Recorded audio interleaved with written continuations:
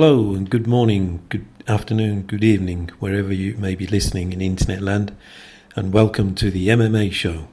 In today's show, we'll be reviewing UFC 196, UFC Fight Night 82. It was originally planned as 196, but due to injuries to Cain Velasquez and then Fabrizio Verdum, it became UFC Fight Night 82. We'll be looking at UFC Fight Night 81, Anthony Johnson versus Bader, and we'll also be reviewing the Bellator 148, Daley versus Andy Urich, and also on that card was Ryan Coture. We'll also be looking at some news within the MMA world, looking at Benson Henderson signs with Bellator, and we'll be looking at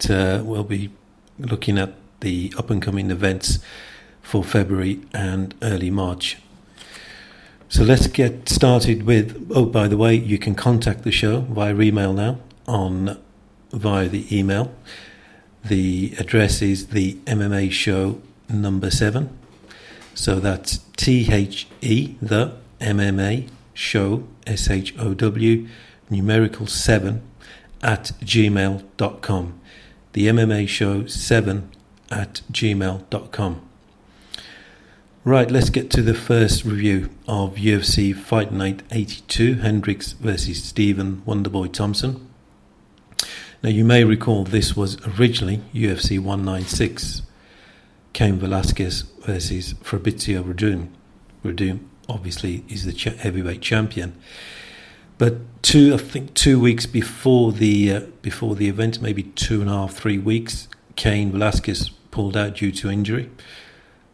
This has happened before, unfortunately for Cain. And I think a day or 2 days later, Fabrizio Verdum pulled out with an injury.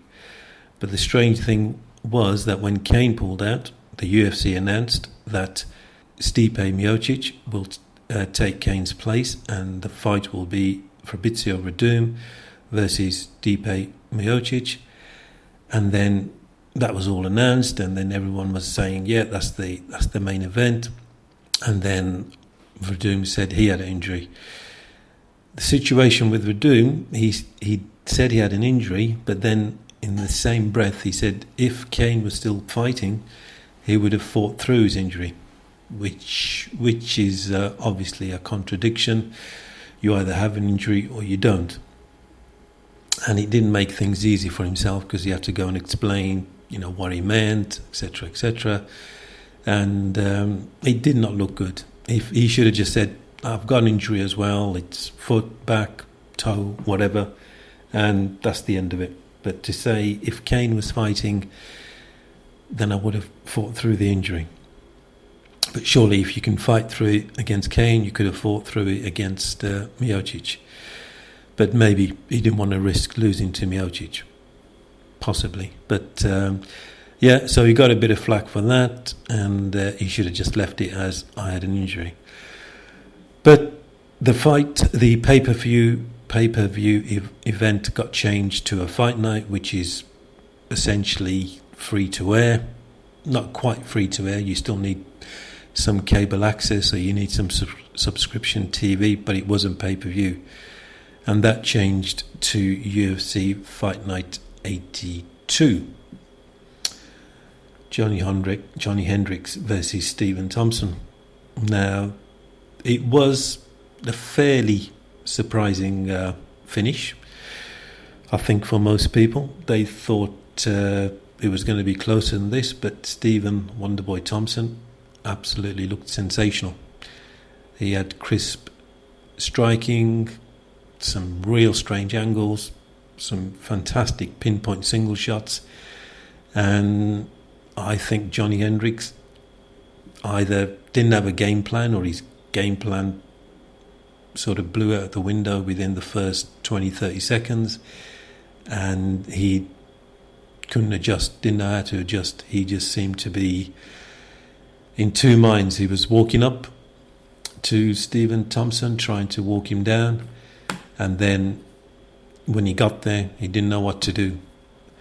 And that's when Stephen Thompson was picking him off and making it look pretty easy. And obviously hit him with some real hard shots. The spinning back kick was pretty heavy in the sternum area, in the chest area. I think that knocked the wind out of Johny Hendricks, and the strikes after that just got him to the ground. So a legitimate contender, Stephen Wonderboy Thompson, sorry. Johny Hendricks, looked lean, looked in good shape, made weight quite easily, according to his interviews 2, 3, 4 days before the fight. But everyone was talking about the pre-fight weight cut, which was good, but no one really addressed the post-fight weight cut, meaning how will he feel on the night of the fight. I imagine, and I've heard reports that before his last weight cut debacle, when he was cutting weight quite easily or seemingly, he could come in 170 on the night before, and on fight night he could be 195, 200 pounds, which is ridiculous over a 24-hour period. But that's what some of these guys can do. But with his recent weight cut, where he was really strict, never ballooned over 190 in between fight camps, he came in at 170. He looked lean. Maybe on the night he was 180, 185. And did that have an effect on him imposing his strength, his size, his wrestling dominance?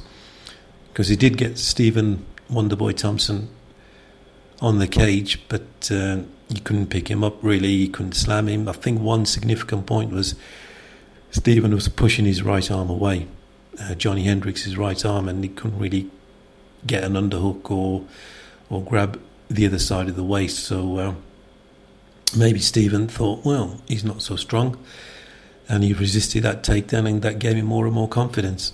And on the flip side, maybe Johny thought, shit, I'm usually stronger than this, what's going on?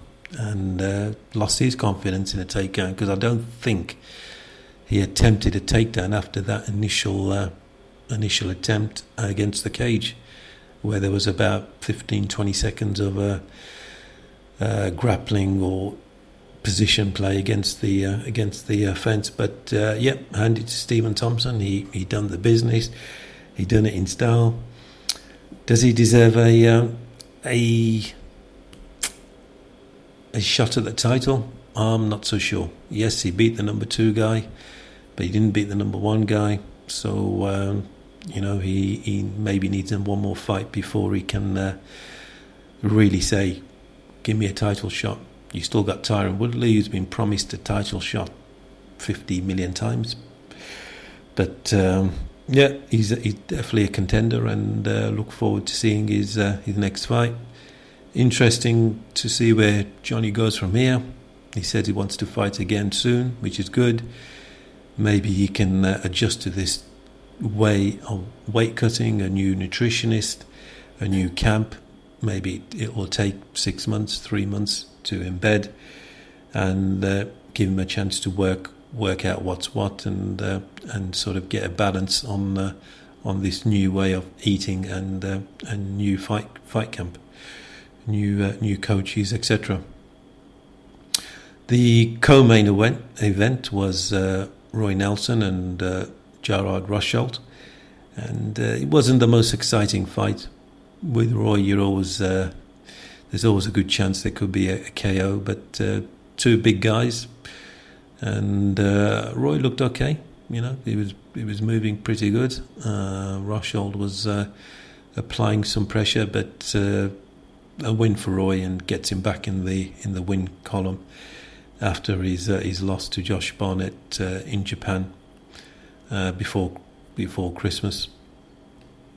The third fight was Saint Preux versus Cavalevante, and Saint Preux, I think, got injured in the first round. Midway through the first round, he went for a leg kick, and he sort of position on the ankle was obviously awkward, and as he came back off the leg kick, he try to plant it, and you could see it visibly. It was buckling as he was putting pressure on, and he was visibly limping as well. I thought Cavalcante could have taken more advantage, been a bit more aggressive. He tried a few kicks on the injured leg, which seemed to work.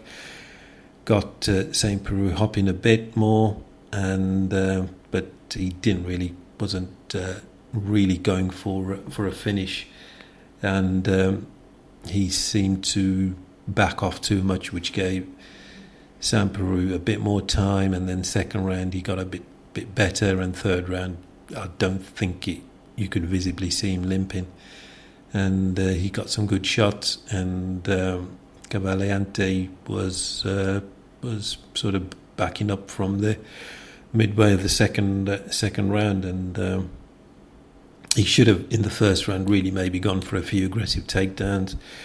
When you're scrambling, your foot position is all over the place, and you're stretching out your legs, and he could have easily have maybe snapped his ankle while he was trying to resist a takedown. But a good win for St. Peru.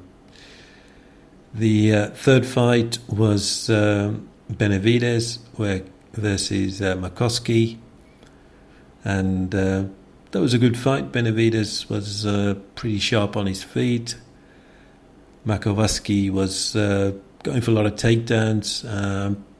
He got Benavidez down a few times, but didn't really cause any damage, and Benavidez looked pretty comfortable for that win. The fourth fight was Kurnikov versus Nicholson. This was a good fight. Kurnikov is an absolute beast in the light heavyweight division.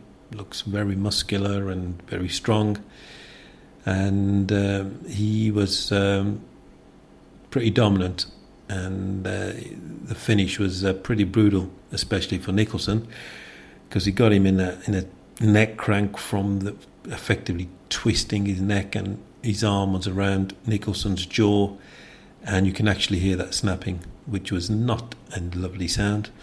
But the bad thing for Nicholson was that he actually came into this fight from the previous fight where he had a broken jaw. He had pins in his jaw, and I think this fight was a few weeks' notice, and he still had pins in, but he took those pins out, and he comes into this fight and gets finished by a neck crank, which breaks his jaw again. So I think next time he'll need quite a lot of time to actually heal up and try to get it healed up properly, and then go in for the next fight.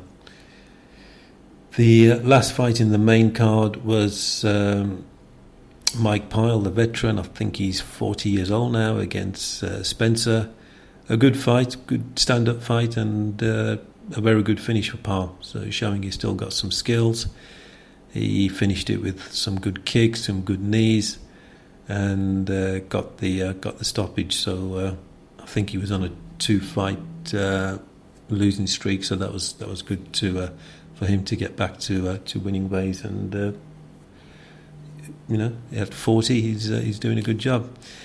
In the prelims, one of the most interesting fights, strokes, backdrop story was Josh Berkman versus KJ Noons, and Josh Berkman has dropped down to 155, and he lost 18 pounds in 24 hours, which can't be good for you. But he made weight, and he got the win. So good on him.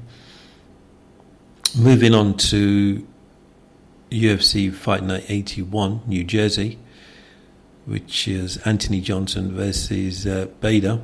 The main event, Anthony Johnson versus Bader, Ryan Bader, was pretty quick, and Johnson made pretty short work of that. And the way Bader came out, he didn't really give any time to take a reactive takedown or give Anthony Johnson a chance to throw a couple of punches where he could maybe duck under, change levels.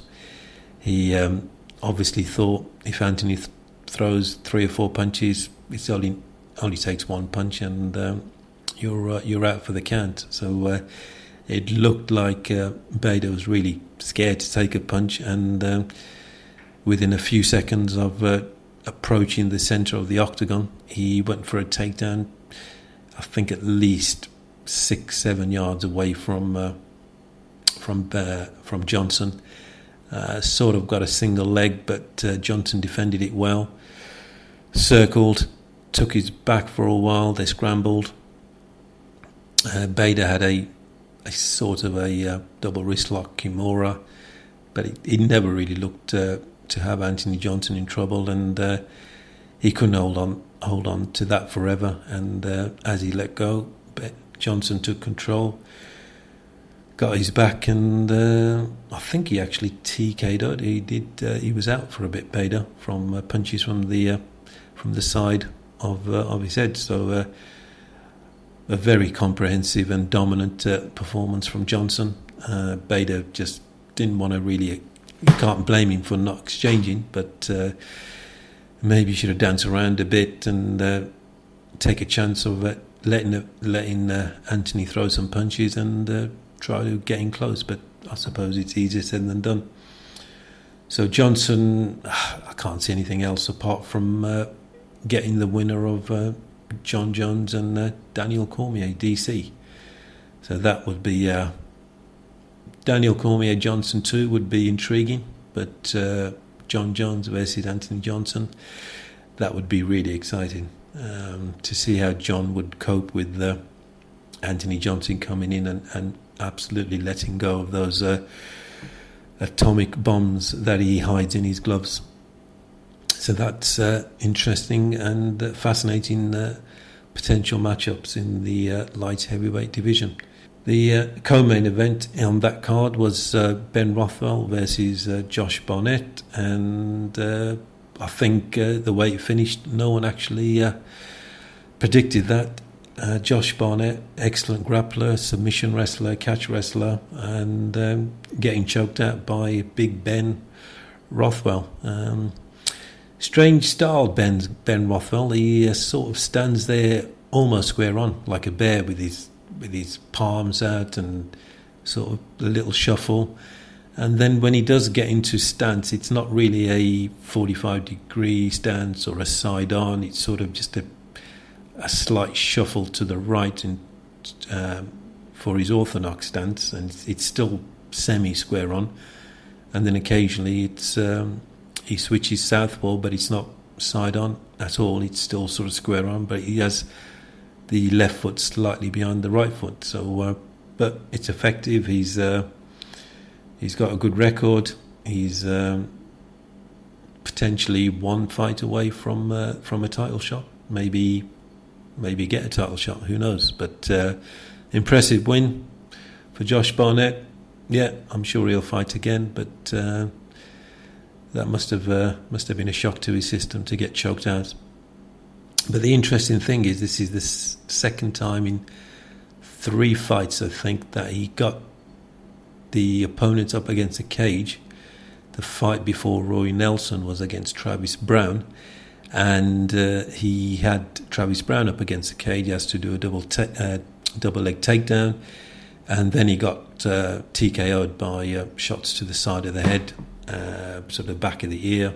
I think a few shots were at the back of the head, but anyway, he got KO'd while he was trying to take him down. In this fight, he went for a double leg, got stuck against the cage. Ben, with his long arms, reached underneath Josh's neck and had a double grip, meaning he could get both hands hooked, fingers hooked, and choked him out in there.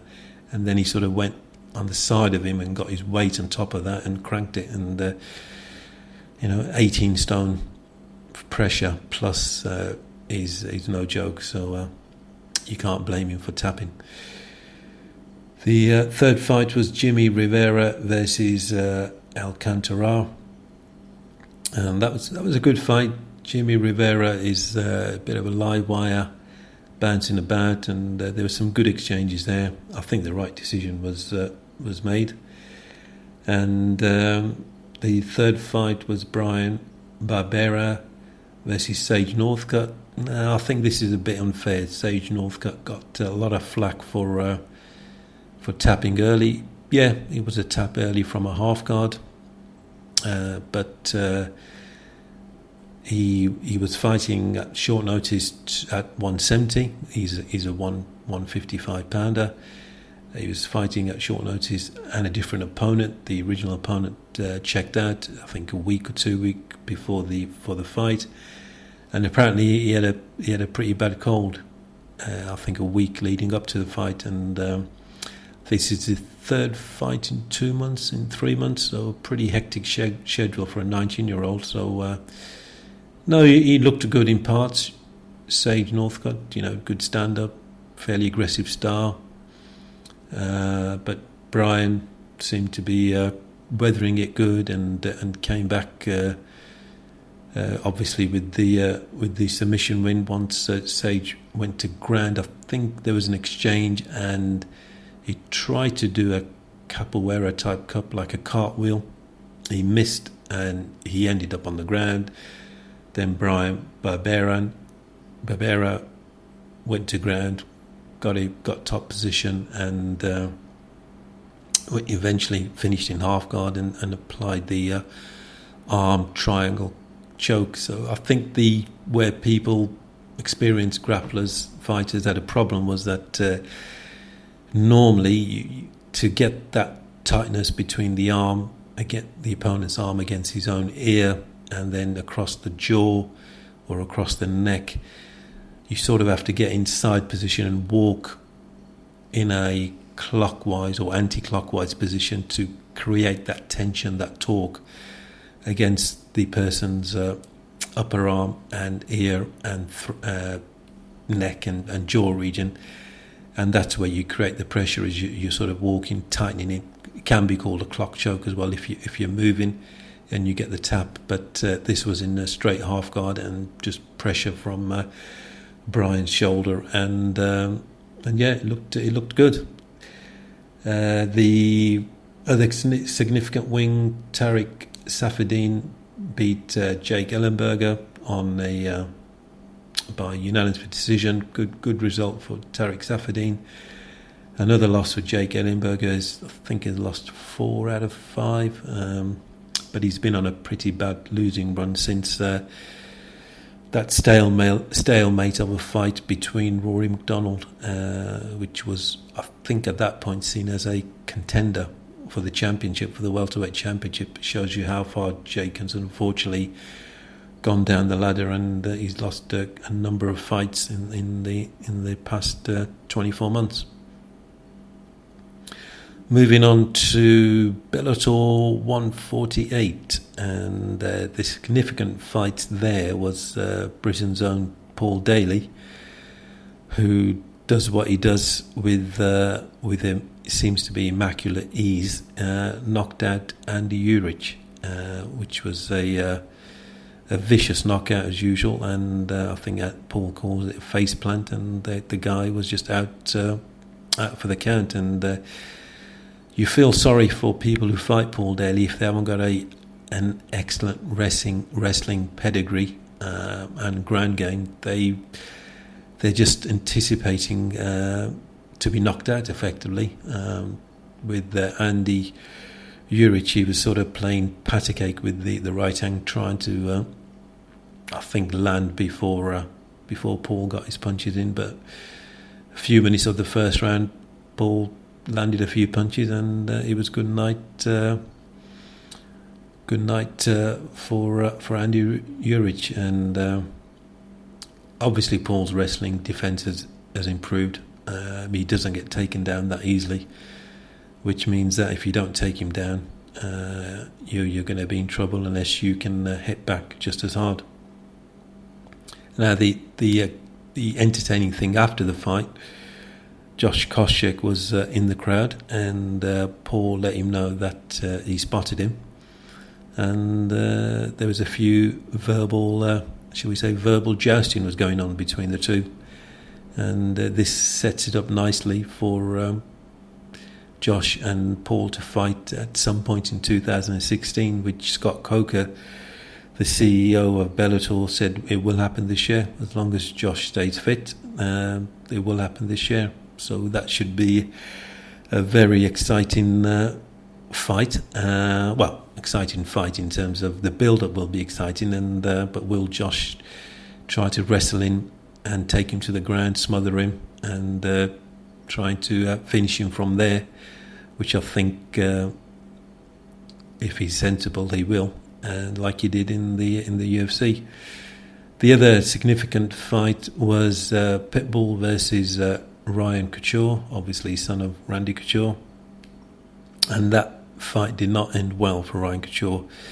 It was a vicious left hook from Pitbull that just totally sparked out Ryan Coture, and it was a straightforward KO. It was not a TKO, straightforward KO, and that was the end of that fight. So some good things happening in Bellator, and looking forward to some more fights from the Bellator card.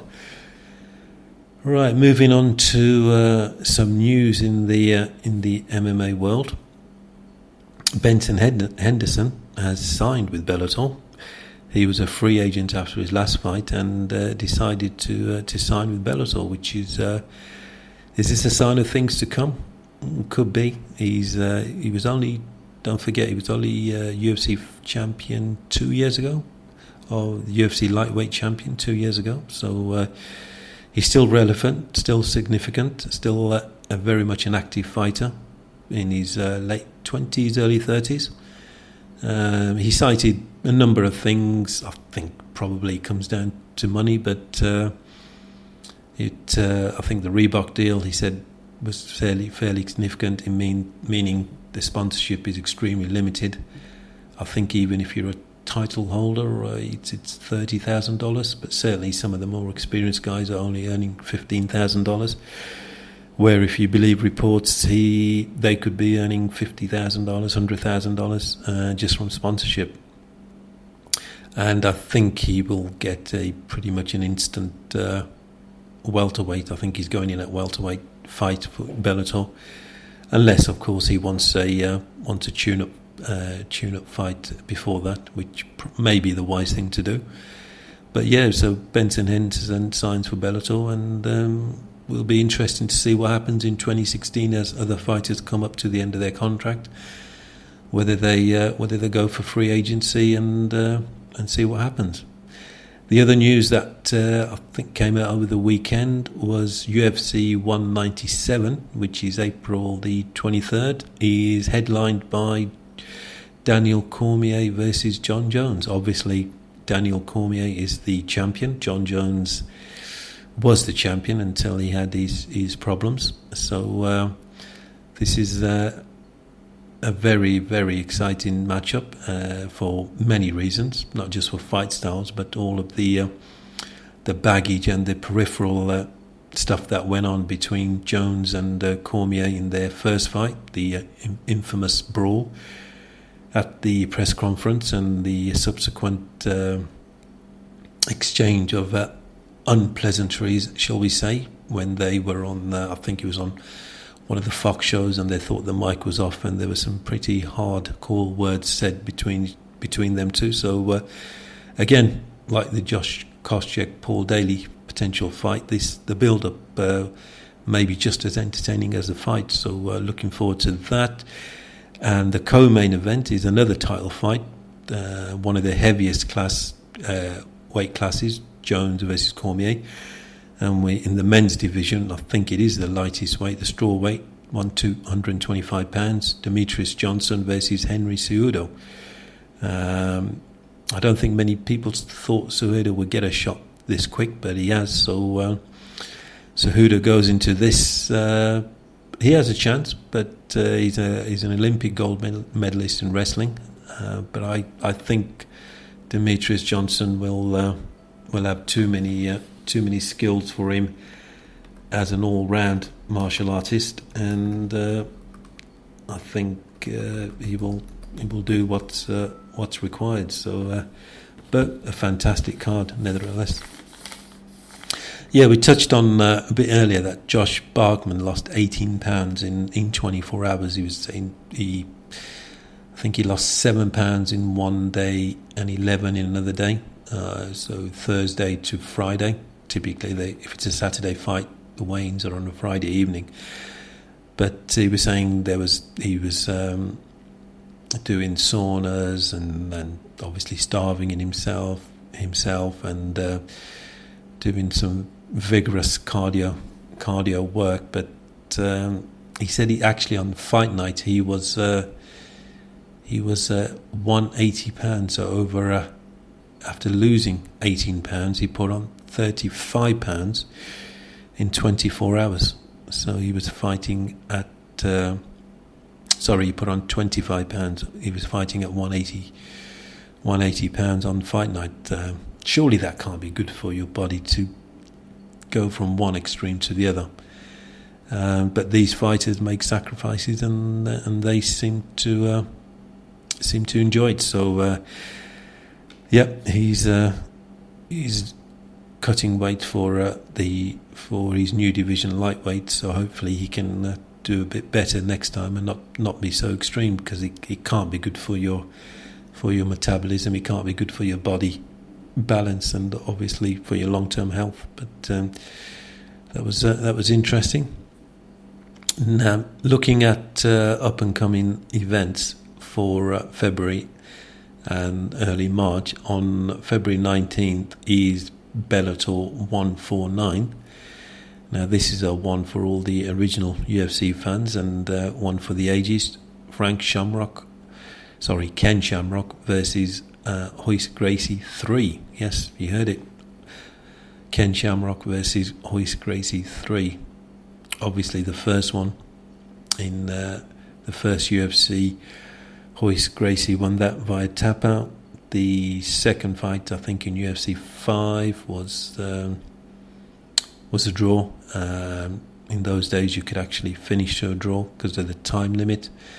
So it's 1 to Gracie, 1 draw, and this is the potential decider. But it could be 1 each, or it could be 2 to Gracie, 1 draw. So there's obviously a nostalgia factor there. There's an interest factor that they're both massive names in UFC history or MMA history, and there's a certain amount of fascination. But they're both. I think Gracie's just under 50, Shamrock's over 50.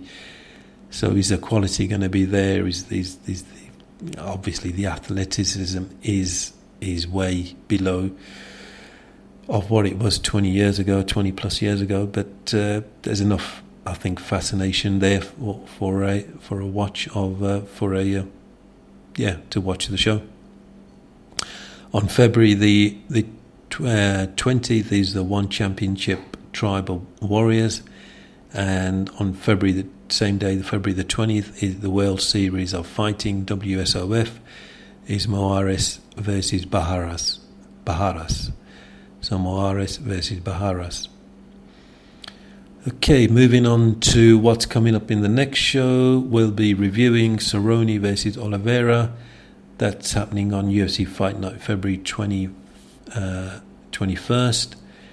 There's also UFC Fight Night in London, and that's got an interesting main event. Anderson Silva versus Michael Bisping. Obviously, Bisping being the homeboy from England, and Bisping's already got some interesting and quite amusing stuff to say about Silva. But it'd be interesting to see how different Silva is from the Nick Diaz fight, and see if he's got some of his old rhythm back, his own timing back. And Bisping's obviously a very, very good kickboxer, so it could be a good stand-up war. And I don't think Silva will be looking to take Bisping down, because Bisping's one of those people that you can take him down, but it's extremely hard to keep him there. He's got very good technique in making space and escaping from a takedown. And on March the 5th, it's UFC 196, which was originally 197. It's Rafael Dos Anjos versus Conor McGregor. So the current defending 155-pound champion, lightweight champion, versus the current featherweight champion, 145 pounds. So champion versus champion. So this has a lot of intrigue, not just because of the fighting styles, which differ quite a bit. So Dos Anjos, very good stand-up, very hard-hitting, hard-punching, hard-kicking, as he showed against Pettis and more recently Cerrone. Against McGregor's long-limbed, almost elastic type stance, and his angles and punching. So throws up a lot of things on how much weight McGregor's going to put on. Obviously, he has to make the limit, which won't be a problem. But on fight night, what will he actually be weighing? Will it slow him down? It'll make him stronger. Will he lose some rhythm?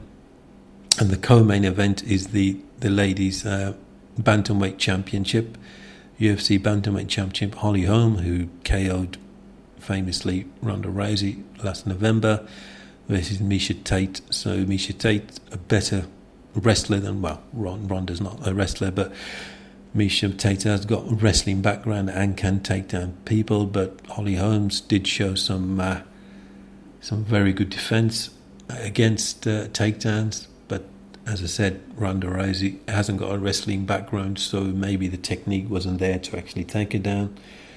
But Holly Holm can keep distance and obviously hits hard. So that is a very, very intriguing matchup, and I think that will be a very entertaining fight. I think it'll be explosive. I think there'll be a lot of exchanges, and Miesha Tate's got a lot of heart. So looking forward to that. And as a special bonus, we'll have a preview show of UFC 196 1 week before the event. So please look out for that, and hope you can join us. As I said at the start of the show, this is the MMA show. This is the second show.